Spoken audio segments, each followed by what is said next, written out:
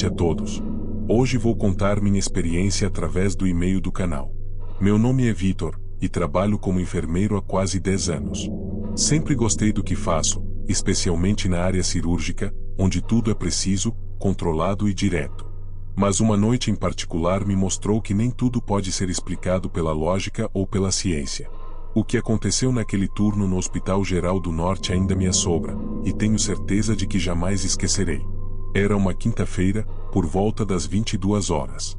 A sala cirúrgica estava vazia, exceto por mim e pelo Dr. Alencar, o cirurgião-chefe.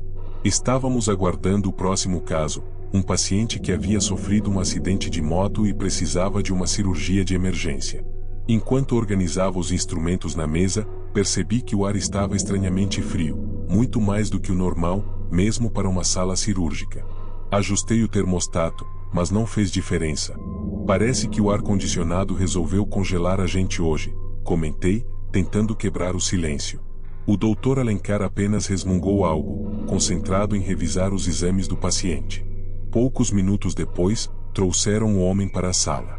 Ele estava inconsciente, entubado e coberto de cortes profundos. Seu nome era Jorge, um jovem de 28 anos. Comecei a preparar os medicamentos enquanto o Dr. Alencar e os outros membros da equipe se posicionavam. Tudo corria normalmente, pelo menos até que o monitor cardíaco começou a apitar de forma errática. Olhei para a tela, confuso. O coração do paciente, que estava em ritmo regular, agora mostrava picos e quedas impossíveis de serem reais. Parecia que o aparelho estava com defeito. Troca o monitor, ordenou o Dr. Alencar. Fiz isso rapidamente, mas o novo monitor apresentou exatamente o mesmo problema. Foi então que o paciente, que estava completamente sedado, arqueou o corpo de forma abrupta, como se tivesse levado um choque. Todos na sala se entreolharam, atônitos.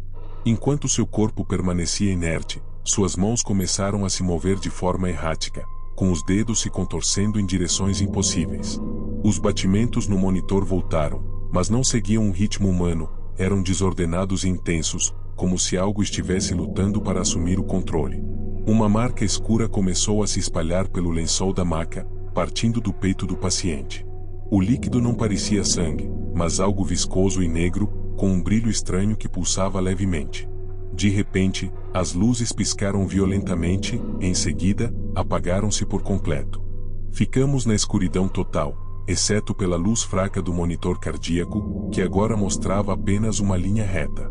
O som do bip cessou, substituído por um silêncio ensurdecedor. De repente, uma nova luz apareceu, vindo do centro da sala. Era fraca e avermelhada, como se emanasse do próprio corpo do paciente. Todos nós ficamos paralisados enquanto a luz pulsava, iluminando a sala de maneira macabra. Foi então que percebemos que algo estava se movendo nas sombras. Havia uma figura alta e magra no canto da sala, parcialmente oculta pela escuridão. Seus movimentos eram lentos, quase serpenteantes, e seus olhos brilhavam com a mesma luz vermelha que emanava do paciente. A figura não tinha um rosto definido, apenas contornos deformados que pareciam mudar constantemente, como se estivesse tentando assumir uma forma. O Dr. Alencar finalmente quebrou o silêncio. Isso é algum tipo de alucinação coletiva. Não pode ser real. Mas era. Sabíamos que era. A figura deu um passo para frente, e a sala foi tomada por um cheiro horrível, como carne queimada misturada com algo podre. Ninguém se moveu. Foi então que a coisa apontou para mim. Meu coração disparou, e senti meu corpo paralisar. Uma voz ecoou em minha mente, não nos meus ouvidos. Ele não deveria estar aqui. Você também não. Não sei como consegui, mas corri. Saí da sala cirúrgica, deixando tudo para trás. Atrás de mim, ouvi os gritos do Dr. Alencar e da equipe, mas não tive coragem de olhar para trás. Corri até o corredor principal, onde encontrei outros funcionários. Tentei explicar o que estava acontecendo, mas minha voz estava tão trêmula que mal consegui formar palavras. Quando finalmente conseguimos voltar à sala, ela estava vazia. O paciente, o Dr. Alencar e os outros membros da equipe não estavam lá. Os instrumentos estavam espalhados pelo chão, e o monitor cardíaco piscava com a mesma interferência que tinha visto antes.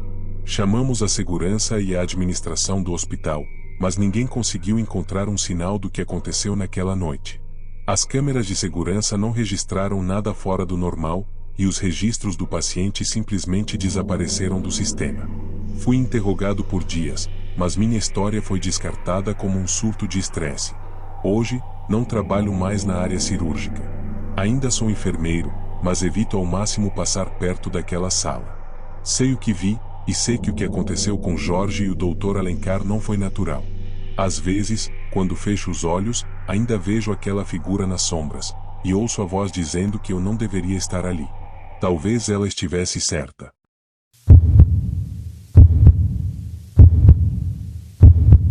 Meu nome é Isabel, e sou enfermeira há 20 anos. Escolhi essa profissão porque sempre quis ajudar as pessoas, mas confesso que, após o que vivi no Hospital São Vicente, não tenho mais certeza se essa foi a escolha certa. Você pode achar que estou exagerando ou que perdi a sanidade, mas espero que esta história sirva de aviso para quem ainda ousar entrar naquele lugar. Era uma noite de sexta-feira, e eu estava cobrindo o plantão noturno. O São Vicente era um hospital antigo, com mais de 100 anos de história. A construção tinha aquele estilo vitoriano, com janelas altas e vitrais que pareciam olhar para você como olhos vigilantes. Sempre havia rumores entre os funcionários sobre coisas estranhas que aconteciam ali, mas eu nunca tinha levado a sério, até aquela noite. Por volta das 11 horas, eu estava organizando prontuários na ala cirúrgica, que ficava no 3º andar. A noite estava estranhamente silenciosa, e a maioria dos pacientes dormia. A equipe era reduzida, apenas eu, um auxiliar chamado Rafael, e um médico de plantão que passava mais tempo dormindo na sala de descanso do que atendendo. Tudo parecia calmo, mas senti um frio na espinha quando ouvi o som de passos no corredor. Rafael? É você? Perguntei, mas não houve resposta. Saí do posto de enfermagem para investigar. O corredor estava vazio, mas os passos continuavam, ecoando como se alguém andasse bem à minha frente. Segui o som, que me levou até a escada que dava acesso ao 4º andar. Aquele andar estava desativado há anos, após um incêndio que o tornará inabitável. Ninguém deveria estar lá. Quando cheguei à base da escada, o som cessou. Olhei para cima e vi algo que me deixou sem fôlego. Uma luz fraca piscava no topo da escada, mesmo que aquele andar não tivesse eletricidade. Contra todo o bom senso, decidi subir. Cada degrau rangia sob meus pés, e o ar parecia mais pesado a cada passo. Quando alcancei o topo, vi que a porta do 4º andar estava aberta. Um cheiro de mofo e queimado invadiu minhas narinas. Lá dentro, o corredor estava coberto de poeira e escombros. As paredes tinham manchas escuras que pareciam sombras congeladas.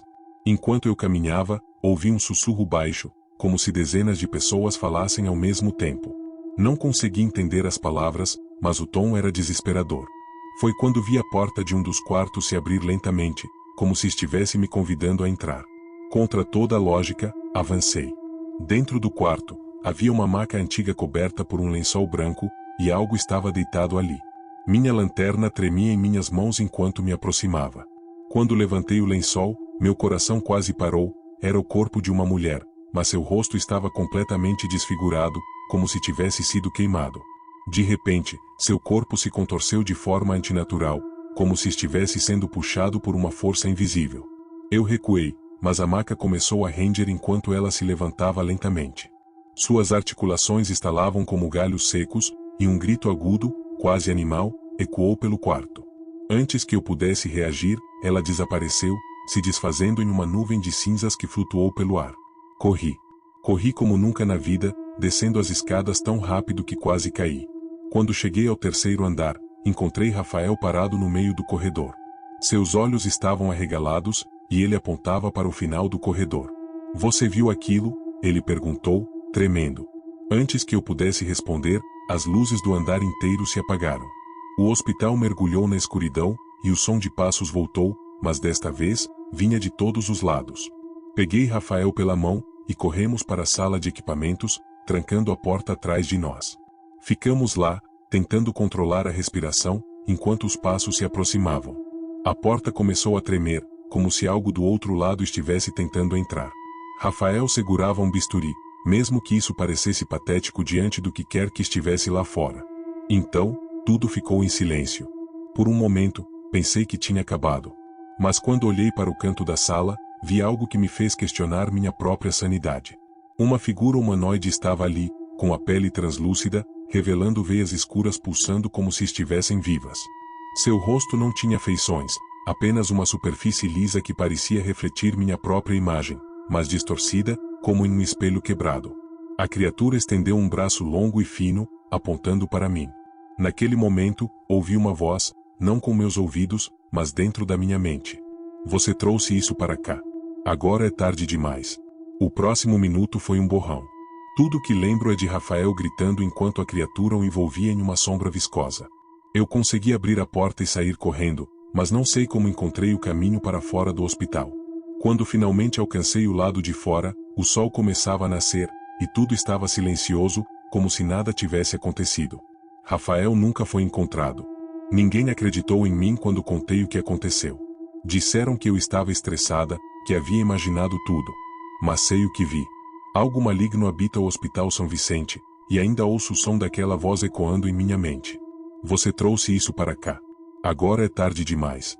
Agora, toda vez que fecho os olhos, vejo aquela figura distorcida e sinto o peso de uma presença que nunca me deixa em paz. Sei que nunca mais terei paz.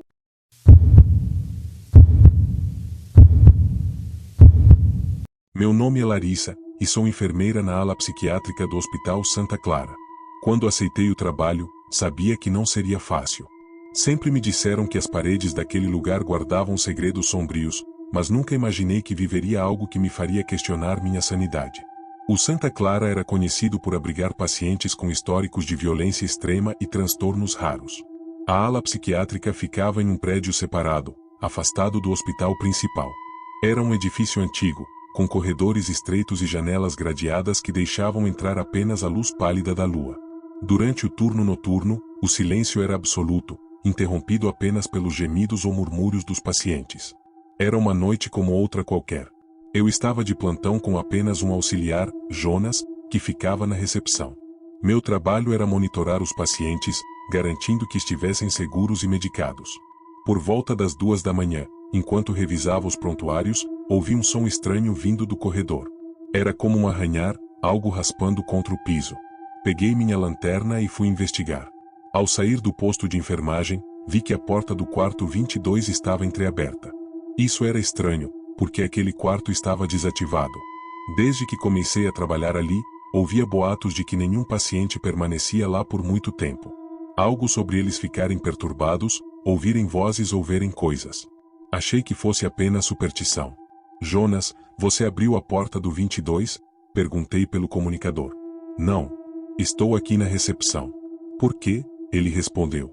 Sem esperar mais, empurrei a porta. O quarto estava vazio, apenas a cama de metal enferrujado e um cheiro forte de mofo. O arranhar continuava, mas agora parecia vir debaixo da cama. Inclinei-me para olhar, e o feixe da lanterna revelou um par de olhos brilhantes. Dei um salto para trás, batendo as costas contra a parede. Quem está aí? Perguntei, tentando manter a calma. Um rosto apareceu lentamente, contorcido em um sorriso antinatural. Era uma mulher, mas seu corpo não se movia de forma normal. Ela rastejou para fora, os membros torcidos em ângulos impossíveis. Antes que eu pudesse reagir, ela desapareceu diante dos meus olhos. Voltei correndo para o posto de enfermagem, tentando me convencer de que estava imaginando coisas. Mas o pesadelo estava apenas começando. A tela do monitor que exibia as câmeras de segurança começou a piscar. As imagens mostravam os corredores vazios, mas em cada quadro, a mulher aparecia por um instante, sempre mais perto da câmera. Chamei Jonas pelo comunicador. Ele não respondeu. Decidi ir até a recepção. Quando cheguei lá, a sala estava vazia. O comunicador dele estava no balcão, mas Jonas não estava em lugar nenhum. O som de passos descalços ecoou pelo corredor atrás de mim. Virei-me rápido, mas não vi nada. Fui direto ao armário de suprimentos e peguei uma tesoura para me proteger. Comecei a verificar os quartos um por um, procurando Jonas ou qualquer sinal do que estava acontecendo. Quando abri a porta do quarto 18, encontrei algo que me fez congelar. Jonas estava sentado no canto, com os olhos arregalados e a boca aberta em um grito silencioso. Seus dedos estavam ensanguentados, como se ele tivesse tentado arranhar as próprias paredes. Jonas! O que aconteceu? Gritei, correndo até ele. Ele não respondeu. Apenas levantou o dedo trêmulo e apontou para o teto. Olhei para cima e vi palavras riscadas na pintura descascada. ela está aqui.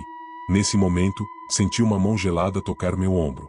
Virei-me, mas não havia nada ali. Jonas começou a rir, um som histérico que ecoou pelo quarto. Peguei-o pelos braços e o arrastei para fora. Ele resistia, mas consegui levá-lo de volta à recepção. Enquanto tentava ligar para ajuda, as luzes piscaram e se apagaram completamente. Ficamos no escuro absoluto. Meu coração batia tão rápido que mal conseguia pensar. Então, a mesma voz que ouvia nos boatos dos corredores sussurrou no meu ouvido. Você não devia estar aqui. Jonas começou a gritar novamente, e quando a luz voltou, ele não estava mais lá. Apenas sua roupa permanecia no chão, como se ele tivesse sido desintegrado. Corri até a saída, mas as portas estavam trancadas. Algo, ou alguém, não queria que eu saísse. Naquela noite, fui encontrada pelos seguranças do turno da manhã, encolhida no canto da recepção. Ninguém acreditou na minha história. Disseram que Jonas nunca existiu, que eu era a única funcionária de plantão. Mas sei o que vi. Sei o que ouvi. E ainda hoje, quando estou sozinha, ouço arranhar no chão e vejo aqueles olhos brilhantes me observando na escuridão.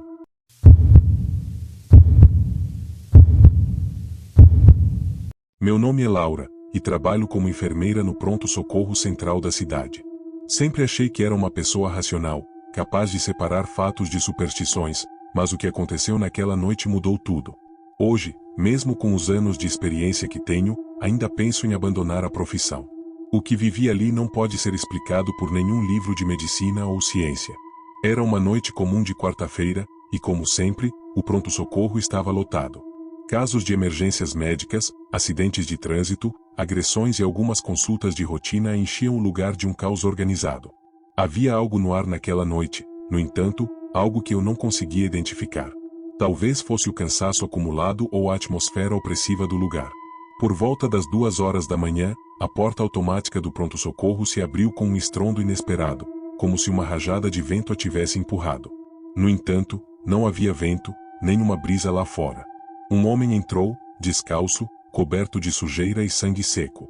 Seus olhos estavam fundos e avermelhados, como se não dormisse havia dias. Ele não dizia nada, apenas olhava ao redor, como se estivesse perdido. Imediatamente fui até ele. Senhor, você está bem? Precisamos de ajuda? Ele não respondeu, mas segurou meu braço com uma força que parecia sobre-humana. Sua pele estava gelada, quase como gelo, e senti um arrepio percorrer meu corpo. Seus olhos encontraram os meus, e ele murmurou algo que mal consegui entender. Eles estão vindo. Você não está segura. Antes que eu pudesse perguntar algo, ele desmaiou. Chamamos a equipe de emergência para colocá-lo em uma maca e fazer os primeiros atendimentos.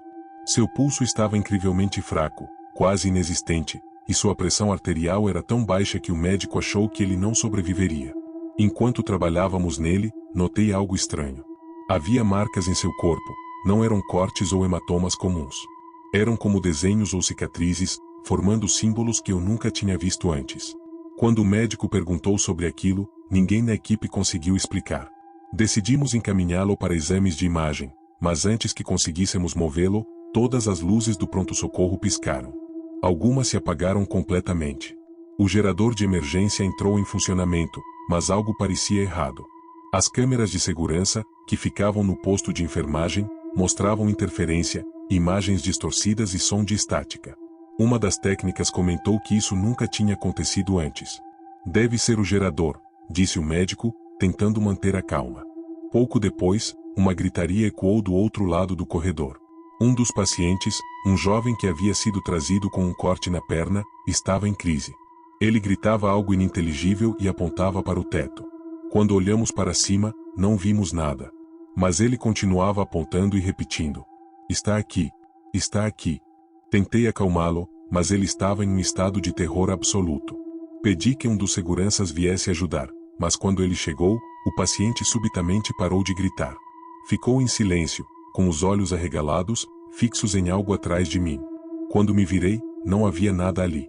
O paciente entrou em convulsão, apesar de todos os nossos esforços, faleceu minutos depois. A causa oficial foi registrada como parada cardíaca, mas algo em mim sabia que havia mais ali. Enquanto tentávamos entender o que estava acontecendo, um som estranho começou a ecoar pelo pronto-socorro. Era como um sussurro, vindo de todas as direções ao mesmo tempo. Era baixo, mas constante, e parecia formar palavras que ninguém conseguia compreender. Uma das enfermeiras começou a chorar, dizendo que queria ir embora. Tentei acalmá-la, mas no fundo, eu também estava aterrorizada. Voltando para o posto, percebi que o homem descalço havia desaparecido. Ele não estava mais na maca, e ninguém sabia para onde ele tinha ido. A maca estava vazia, mas os símbolos que antes estavam em seu corpo agora estavam gravados no lençol. Era como se tivessem queimado o tecido. Mostrei aquilo ao médico, que ficou pálido e disse que precisávamos ligar para a administração do hospital. Foi então que todas as portas do pronto-socorro se trancaram automaticamente. O sistema de segurança estava programado para isso em casos de emergência, mas ninguém havia ativado o protocolo. Ficamos presos ali dentro, com o som dos sussurros crescendo. As câmeras mostravam sombras se movendo pelos corredores, mas cada vez que tentávamos verificar, não havia nada. Por volta das 4 horas da manhã, a situação piorou. Um por um, os pacientes começaram a apresentar comportamentos estranhos. Alguns gritavam, outros se encolhiam em posições fetais, e alguns simplesmente ficavam parados, olhando para o vazio. Um homem, que estava ali por um pequeno acidente de carro, pegou um bisturi de uma das bancadas e começou a entalhar os mesmos símbolos que vimos no corpo do desconhecido. Tivemos que sedá-lo, mas ele continuava sussurrando mesmo inconsciente. O auge aconteceu pouco antes do amanhecer. Os sussurros se transformaram em gritos, e as luzes falharam completamente. O pronto-socorro foi tomado pela escuridão, e podíamos ouvir passos pesados se aproximando. Peguei uma lanterna e me escondi no estoque de medicamentos junto com outros 2 colegas. O som de portas batendo e coisas caindo era incessante. Sentíamos a presença de algo, mas não ousávamos sair. Quando finalmente o sol nasceu, tudo cessou. As luzes voltaram, as portas destrancaram, e o pronto-socorro parecia exatamente como antes. Mas os pacientes, todos, exceto um, estavam mortos. O único sobrevivente foi o homem que chegou primeiro, o descalço. Ele reapareceu, sentado calmamente na recepção, como se nada tivesse acontecido. Quando nos aproximamos, ele apenas disse: "Vocês foram avisados. Eles voltarão." Logo depois, ele simplesmente levantou e saiu pela porta, desaparecendo na rua. Até hoje, nenhuma câmera de segurança registrou sua presença, e os arquivos daquele turno estão cheios de falhas inexplicáveis. Muitos de nós pediram demissão. Eu permaneci por mais algum tempo, mas não consegui suportar por muito mais. A lembrança daquela noite ainda me persegue, e os sussurros às vezes voltam nos meus sonhos.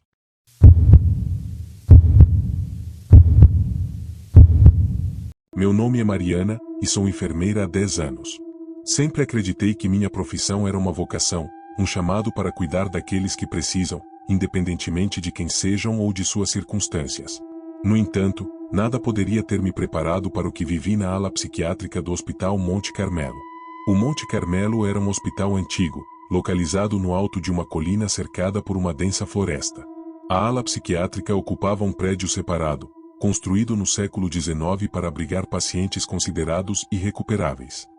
Muitas das estruturas originais permaneciam intactas, incluindo portas de madeira maciça, janelas gradeadas e um porão que nunca era usado. As lendas sobre o lugar eram muitas, de pacientes que desapareceram a funcionários que enlouqueceram. Eu sempre achei que eram apenas histórias para assustar os novos contratados. Até que tive meu turno de 48 horas na ala. Naquela semana, a equipe estava desfalcada, e eu fui designada para cobrir o turno noturno na psiquiatria. Não era algo incomum, mas sempre evitava aquele setor quando podia. Não apenas pelos pacientes em estado grave, mas pelo ambiente pesado que parecia consumir toda a energia ao redor. Meu turno começou às 8 da noite. A equipe da tarde entregou um resumo. Todos os 22 pacientes estavam medicados e calmos, exceto uma nova internação, o paciente do quarto 14. Segundo o prontuário, ele havia chegado naquela manhã após ser encontrado vagando pela floresta. Era um homem de cerca de 40 anos, sem documentos e sem histórico conhecido. Os policiais que o levaram até lá relataram que ele estava desorientado e murmurava frases incompreensíveis em um idioma estranho. Nenhuma identidade havia sido confirmada. Assim que passei pelo corredor para verificar os quartos, notei que a porta do quarto 14 estava ligeiramente aberta. Isso era contra os protocolos, pois pacientes em observação tinham de permanecer com a porta trancada. Ao me aproximar, ouvi uma voz baixa e grave. Achei que ele estivesse falando sozinho, algo comum entre os pacientes. Senhor, vou entrar, anunciei. Quando empurrei a porta, o homem estava sentado na cama, olhando para a parede. Não reagiu à minha presença. Ao me aproximar, percebi que ele estava escrevendo algo no ar com o dedo indicador. As palavras pareciam invisíveis, mas ele repetia o movimento como se estivesse em transe. Quando chamei novamente, ele finalmente virou o rosto para mim. Seus olhos estavam vidrados, mas havia algo mais, um brilho estranho, como se sua pupila fosse de um negro tão profundo que absorvia toda a luz. Você não devia estar aqui, ele disse, com uma voz que parecia ecoar dentro da minha cabeça. Meus pelos se arrepiaram, mas permaneci firme. Eu estou aqui para ajudar, respondi, tentando soar confiante. Ele apenas riu, uma risada seca e mecânica. Quando saí do quarto, senti um calafrio atravessar meu corpo. Continuei minha ronda, tentando afastar o desconforto, mas algo estava errado naquela noite. As luzes do corredor piscavam mais do que o normal, e um cheiro de mofo parecia vir de todos os cantos, mesmo que o prédio fosse regularmente limpo. Ao voltar para o posto de enfermagem, percebi que o monitor das câmeras de segurança mostrava interferências. Algumas das imagens estavam em preto e branco, outras exibiam sombras que não faziam sentido. Por volta da meia-noite, recebi um chamado do quarto 9. A paciente, Dona Estela, era uma mulher idosa diagnosticada com esquizofrenia. Costumava ser calma, mas naquela noite estava agitada. Quando entrei, ela estava encolhida no canto da cama, os olhos arregalados e fixos na porta. Ele está aqui, ela sussurrou. Quem, Dona Estela? Perguntei, tentando acalmá-la. O homem sem rosto. Ele veio buscar vocês. Antes que eu pudesse responder, a luz do quarto piscou e se apagou. O quarto ficou completamente escuro por alguns segundos, e quando a luz voltou, a porta estava aberta. Tenho certeza de que a trancara ao entrar. Verifiquei o corredor, mas não havia nada ali. A partir desse momento, a noite tomou um rumo insano. Sons de passos ecoavam pelos corredores, mas quando eu corria para verificar, não encontrava nada. O cheiro de mofo se intensificava, agora misturado a algo como carne podre. As câmeras mostravam imagens de pacientes que não estavam mais vivos, rostos que eu reconhecia de antigos registros de óbitos da ala. No último evento da noite, o alarme de emergência do porão disparou. Ninguém usava aquele lugar, pois havia sido lacrado anos atrás. Peguei uma lanterna e fui até lá, mesmo com cada fibra do meu corpo dizendo para fugir. Ao abrir a porta, senti um ar gelado que parecia puxar minha energia vital. Desci as escadas, ouvindo uma melodia distante, algo como uma cantiga infantil. No fundo do porão, encontrei algo que nunca poderei esquecer. Um círculo desenhado no chão, feito de velas derretidas e manchas que pareciam sangue seco. Dentro dele, o paciente do quarto 14 estava ajoelhado, murmurando palavras em uma língua que eu não compreendia. Quando ele me viu, sorriu de maneira perturbadora e apontou para mim. Você foi escolhida, ele disse, e antes que eu pudesse reagir, tudo ficou escuro.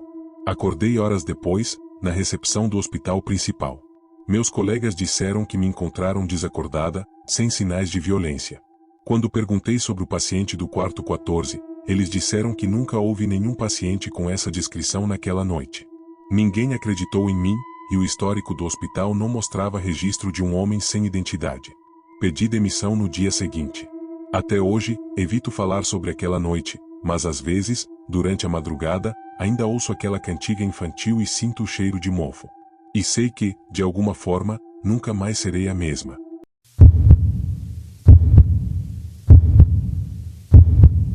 Eu nunca fui de acreditar no sobrenatural.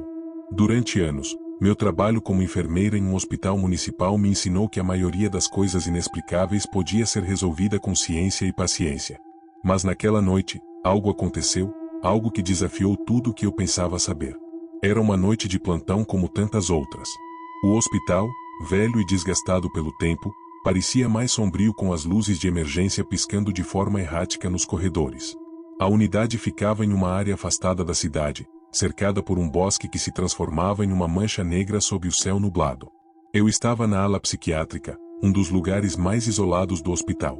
Apenas 2 pacientes estavam internados naquela noite, um homem chamado Jonas, que vivia gritando coisas sem sentido, e uma mulher silenciosa chamada Clara, que passava o dia inteiro encarando o teto, murmurando palavras que ninguém conseguia entender. A equipe era reduzida, apenas eu e um vigia que costumava dormir em sua cabine perto da entrada.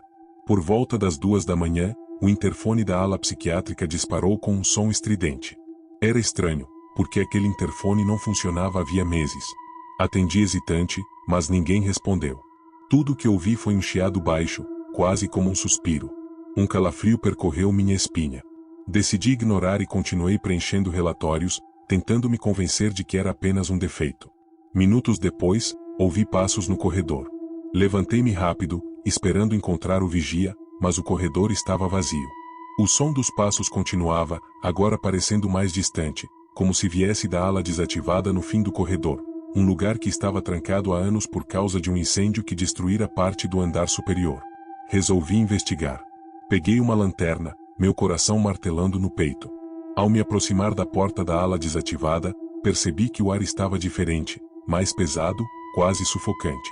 A porta, que deveria estar trancada, estava entreaberta, e um cheiro acre de queimado invadiu minhas narinas. Meu instinto me dizia para voltar, mas algo me puxava para dentro. A luz da lanterna dançava nas paredes sujas e descascadas, revelando manchas escuras que pareciam formar rostos distorcidos. Foi quando ouvi uma risada. Era baixa e cortante, vindo de algum lugar dentro da ala desativada. Meu corpo congelou, mas minhas pernas pareciam se mover sozinhas, me levando cada vez mais para dentro.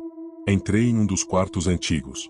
As paredes estavam cobertas de palavras riscadas, como se tivessem sido feitas com unhas.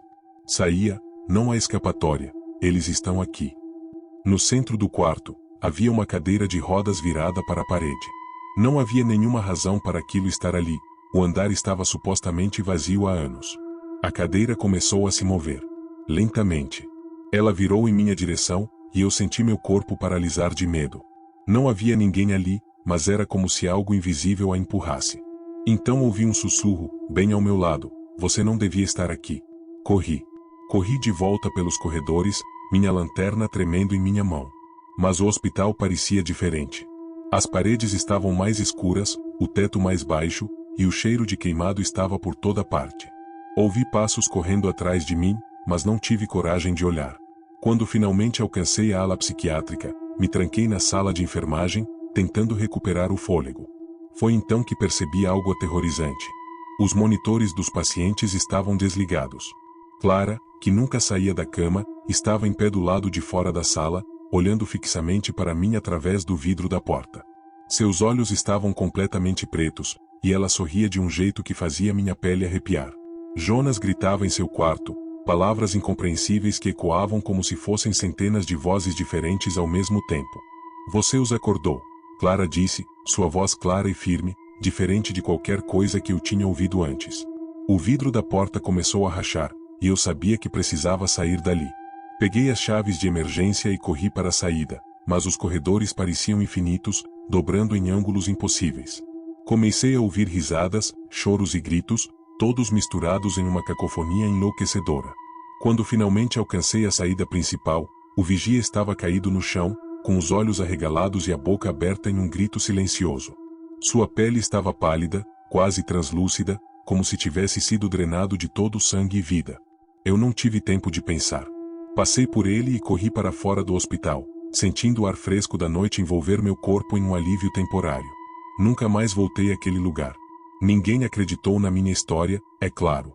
O hospital foi fechado meses depois por motivos financeiros, mas sempre que passo por perto, sinto o mesmo calafrio daquela noite.